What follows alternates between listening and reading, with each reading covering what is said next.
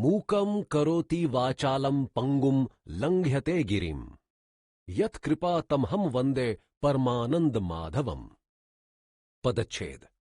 मूकम अर्थात गूंगे को, करोति यानी कर देती है, वाचालम अर्थात वक्ता, पंगुम अर्थात लंगड़े को, लंघयते अर्थात लंघा पार करा देती है, गिरिम अर्थात पर्वत को, यत कृपा अर्थात जिसकी कृपा, तम यानी उसको, अहम यानी मैं, वंदे अर्थात प्रणाम करता हूं, परमानंद माधवम अर्थात परमानंद स्वरूप ब्रह्म को। अनुवाद। जिसकी कृपा गूंगे को कुशल वक्ता अर्थात जिभाल बना देती है और लंगड़े से भी पर्वत पार करा देती है अर्थात अत्यंत असमर्थ को भी समर्थ बना देती है, उस परमानंद स्वरूप ब्रह्म को मैं प्रणाम करता हूं। टिप्पणी। गीता ध्यानम के अंतिम 2 श्लोकों द्वारा श्री मधुसूदन सरस्वती जी कृष्ण के निराकार प्रकार ब्रह्म का पुण्य स्मरण करते हैं। इस श्लोक में वे इस विचार का सबल प्रतिपादन करते हैं कि ब्रह्म सर्वशक्तिमान है, नहीं, वह साक्षात शक्ति ही है। वह नितांत असमर्थ को भी सर्वथा समर्थ बना देता है। जैसे एक गूंगे को वह केवल बोलने ही के योग्य नहीं बना देता, अपितु एक कुशल, स्पष्ट और सशक्त वक्ता भी। इसी प्रकार एक लंगड़े को वह केवल चलने ही के समर्थ नहीं बनाता, बल्कि उससे पहाड़ तक भी लंघवा देता है। सारांश यह कि मनुष्य के लिए जो बात असंभव है, ईश्वर की कृपा से वही उसके लिए संभव, सुकर तथा खेल मात्र बन जाती है। यम ब्रह्मा वरुणेन्द्र रुद्र मरुतः स्तुवन्ति दिव्यैः स्तवैर्वेदैः सांग पद क्रमोपनिषदैर् गायन्ति यम सामगः ध्यानावस्थित तद्गतेन मनसा पश्यन्ति यम योगिनो यस्यांतम न विदुः सुरासुरगणा देवाय तस्मै नमः। पदच्छेद। यम अर्थात जिसको, ब्रह्मा वरुणेन्द्र रुद्र मरुतः अर्थात ब्रह्मा, वरुण, इंद्र, रुद्र, मरुत यानी वायु आदि देवता, स्तुवंती अर्थात स्तुति करते हैं, दिव्यहि अर्थात अलौकिक से, स्तवहि अर्थात स्तुतियों से, वेदहि अर्थात वेदों के द्वारा, सांग पद क्रमोपनिषदहि अर्थात अंग, पद, क्रम व उपनिषद सहित, गायंती अर्थात गान करते हैं, यम यानी जिसको, सामगह अर्थात सामदेव का गान करने वाले, ध्यानावस्थित तद्गतेन अर्थात ध्यान में स्थित किए हुए उस ब्रह्म में गए हुए से, मनसा अर्थात चित्त से, पश्यन्ति अर्थात देखते हैं, यम यानी जिसको, योगिनः अर्थात योगी लोग, यस्य अर्थात जिसके, अंतम यानी पार को, न यानी नहीं, विदुः अर्थात जानते हैं, सुरासुर गणः अर्थात देवताओं तथा राक्षसों के समुदाय, देवाय अर्थात दिव्य पुरुष ब्रह्म के लिए, तस्मै अर्थात उसके लिए, नमः यानी नमस्कार। अनुवाद।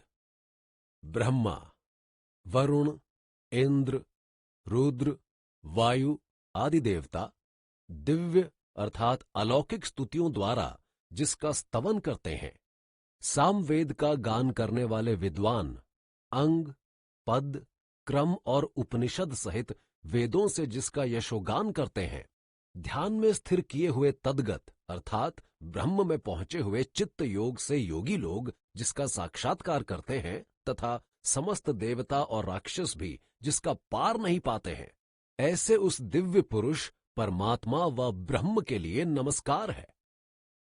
टिप्पणी। पिछले श्लोक में स्वामी जी ने ब्रह्म को सर्वशक्तिमान बतलाया था। यहां उससे आगे बात को बढ़ाते हुए वे कहते हैं कि ब्रह्म सर्वशक्तिमान ही नहीं, शक्ति स्रोत भी है। वह आदि शक्ति है, वह सनातन पुरुष, अतीन्द्रिय तथा अज्ञेय भी है। आइए देखें वे इन चारों उपाधियों का ब्रह्म के विषय में औचित्य प्रस्तुत 4 पंक्तियों द्वारा कैसे प्रतिपादित करते हैं।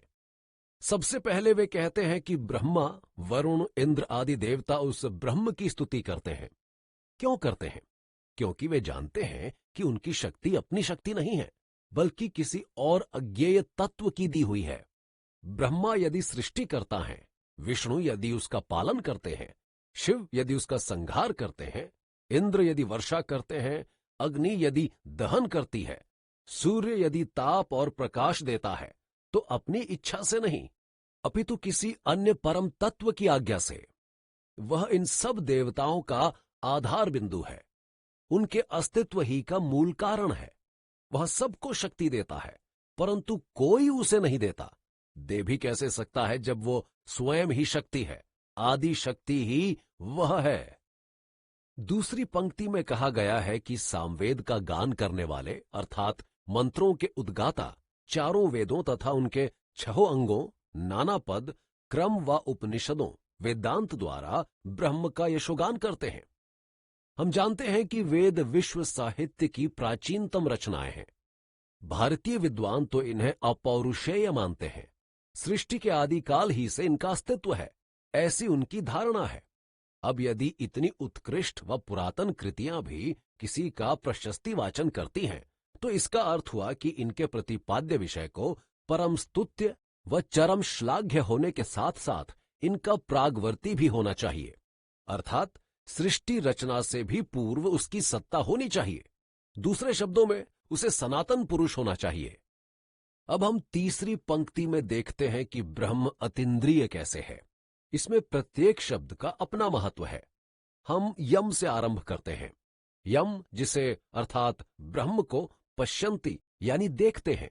क्या सामान्य मनुष्य देखते हैं? नहीं, योगिनः केवल योगी लोग। क्या वे भी उसे बाहर की अर्थात स्थूल आंखों से देखते हैं? नहीं, मनसा यानी मन से, केवल मन की आंखों से। क्या मन से भी वो उसे सर्वदा देख सकते हैं? नहीं, ध्यानावस्थित तद्गतेन, अर्थात जब वे स्वयं तो ध्यान मुद्रा में स्थित हों और उनका मन तद्गत हो, यानी उसमें ब्रह्म में गया हुआ हो, खोया हुआ हो, लीन हुआ हो। सो बड़े बड़े संयमी योगी भी ब्रह्म का साक्षात्कार केवल उतनी ही देर तक कर सकते हैं जब तक वे स्वयं तो ध्यान समाधि में हों और उनका मन ब्रह्म में डूबा हुआ हो। रही सामान्य मनुष्य की अपनी साधारण आंखों से परमात्मा को देखने की बात, तो उसका तो प्रश्न ही नहीं उठता। इस प्रकार हमने देखा कि ब्रह्म हमारे नेत्र इंद्रिय से ग्राह्य नहीं है, अर्थात वह इंद्रियों से बहिर्भूत है, वह अतीन्द्रिय है। अंतिम पंक्ति में निर्दिष्ट है कि सारे देवता और राक्षस भी ब्रह्म का पार नहीं पा सके हैं। जब ऐसा है तो फिर बेचारे मर्त्य मानव को कभी उसका पूर्ण ज्ञान हो ही नहीं सकता, अर्थात वह ब्रह्म अज्ञेय है। उस निराधार, सर्वाधार, सच्चिदानंद स्वरूप पर ब्रह्म के इस मंगल स्तवन के साथ ही स्वामी मधुसूदन सरस्वती जी के नवश्लोकात्मक गीता ध्यानम का यहां समापन हो जाता है। इन श्लोकों की गीता ध्यानम संज्ञा सर्वथा समीचीन ही है, क्योंकि इनके पढ़ते या सुनते ही एक साथ मस्तिष्क में गीता का एक ध्यान, एक मानसिक चित्र उभर कर आ जाता है कि ओहो, गीता ऐसी होगी, ऐसी होगी। यह उसकी पृष्ठभूमि है, यह उसका रचयिता है, ये उसके मुख्य पात्र हैं, यह उसका विषय है, यह उसका लक्ष्य है। आइए अब ध्यान से गीता की ओर चलते हैं और अपनी कथा का भी शुभ आरंभ करते हैं।